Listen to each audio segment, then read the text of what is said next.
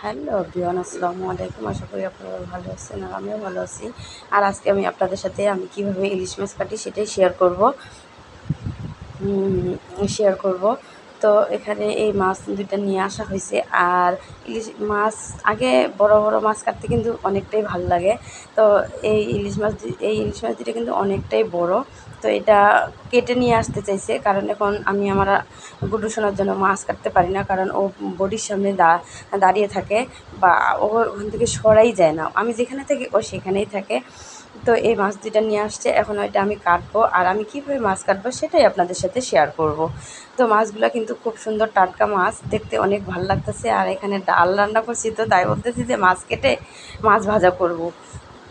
ওকে বলতেছি, তো ও আমাকে হেল্প করতেছে। আজকে ক্যামেরা ও আছে। তো এখন আমি মাছগুলো আর কি কাটবো। আর এখন কিন্তু রাত হয়েছে, অনেক রাত হয়ে গেছে। আমি আমার গুড্ডু সোনাকে ঘুম পাড়িয়েছি, আর ওরা সবাই ঘুমিয়ে গেছে, আমার মেয়েও ঘুমিয়ে গেছে। তো বলতেছি তাহলে আমি রাতের বেলায় মাছটা কেটে রাখি, কারণ দিনের মধ্যে ও জেগে থাকলে আমি আর মাছটা কাটতে পারবো না। তো একটা মাছের মধ্যে ডিম হয়েছে, এই আইসগুলো ভালো করে উঠিয়ে নিয়েছি। আর আমার অনেক খুশি লাগতেছে, কারণ মাছ আসলে অনেক কিছু কাজ করতে কিন্তু অনেকটাই ভালো লাগে, আবার কিছু কাজ করতে ভালো লাগে না। তো মাছ কাটতে বরাবর আমার ভালোই লাগে, আর আমি এটার জন্য খুশি, মানে মাছ কাটতেছি। আর ও আমাকে মানে পাশের থেকে আর কি বিরক্ত করতেছে, এভাবে না এভাবে কাটো, এভাবে না এভাবে কাটো। তো আমি বলি যে না, আমি এভাবেই কাটি। তো মাছটা কাটতেছি। আর দেখো আমার কি মাছ কাটা হচ্ছে, ঠিক হয়েছে মাছ কাটা এভাবে। আর মাছের পিসগুলো কিন্তু বড় বড়ই হয়েছে। আর এই যে মাছের ডিমটা কীভাবে বের করব সেটাই আমি পারতেছি না, কারণ এভাবে করবো না ওভাবে করবো, মানে মাছের ডিমটা কিন্তু বেশি বড় না। তো কিভাবে কাটবো সেটাই আর কি ভাবতেছি। আর কার কার এরকম বড় বড় মাছ কাটতে পছন্দ অবশ্যই কিন্তু আমাকে কমেন্টে জানাবেন। আমারও মাছ কাটতে ভালো লাগে। আর রাতের বেলা মাছ কাটতেছি। আমার মাছ কাটা কি ঠিক হচ্ছে না হয় না। আর দেখেন আমার বটিটা কি বড়। আর এই বটিটাতে কাটাকাটি করতে গেলে আমার ভয় লাগে, যদি হাতটা চলে যায়।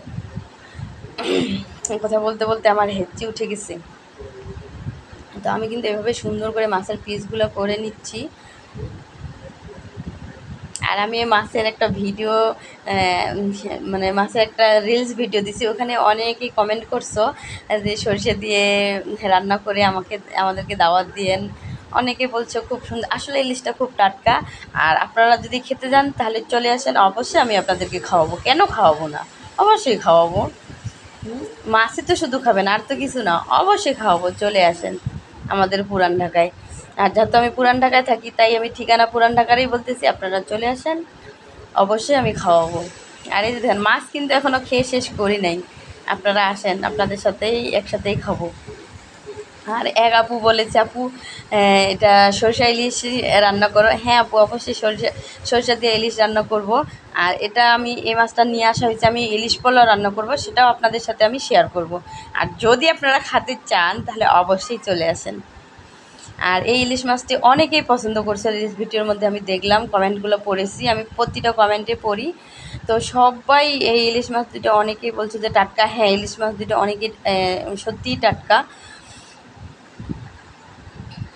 আর এটা আমি ইলিশ পোলাও রান্না করে কিন্তু আপনার সাথে শেয়ার করব। আর সরিষা ইলিশও রান্না করব, কারণ সরিষা অলরেডি এনে রেখে দিয়েছি। আর যখন আমি রান্না করব তখন তো অবশ্যই আপনাদের সাথে শেয়ার করব। আমি বারবারই বলতেছি, যারা খেতে চান তারা অবশ্যই চলে আসেন আমাদের পুরান ঢাকায়, আমি আপনাদেরকে অবশ্যই খাওয়াবো রান্না করে, অনেক সুন্দর করে রান্না করে খাওয়াবো। আর এটা এখন ভালো করে ধুইতে হবে আমার। আর মাথাটা ওইভাবে কাটতে চেয়েছিলাম, কিন্তু মাথাটা আর ওইভাবে কাটলাম না, মাথাটা এভাবে কাটলাম। অবশ্যই কিন্তু কমেন্ট করে বলবেন যে আমার মাছ কাটা কি ঠিক হয়েছে, আমার মাছের পিসগুলো কি ঠিক হয়েছে। দুই সেট করলাম, ডিম যেটা সেটা এই পাশে রাখছি, আর যেটার মধ্যে ডিম বের হয়নি সেটা ওই পাশে রাখছি। কারণ অনেক সময় হয় না যে ডিম ছাড়া মাছ খেতে বেশি মজা, আর অনেক সময় হয় যে ডিমওয়ালা মাছ, অনেকে বলে যে ডিমওয়ালা মাছ খেতে নাকি অত একটা মজা না, আর যেটার মধ্যে ডিম নাই সেটা খেতে বেশি মজা। তাই দুইভাবে রাখলাম। কিন্তু ইলিশ পোলাও আমি অবশ্যই রান্না করব, আর সেটা তো আপনাদের কাছে শেয়ারই করব। তো কেমন হয়েছে অবশ্যই কমেন্ট করে জানাবেন। আল্লাহ হাফেজ।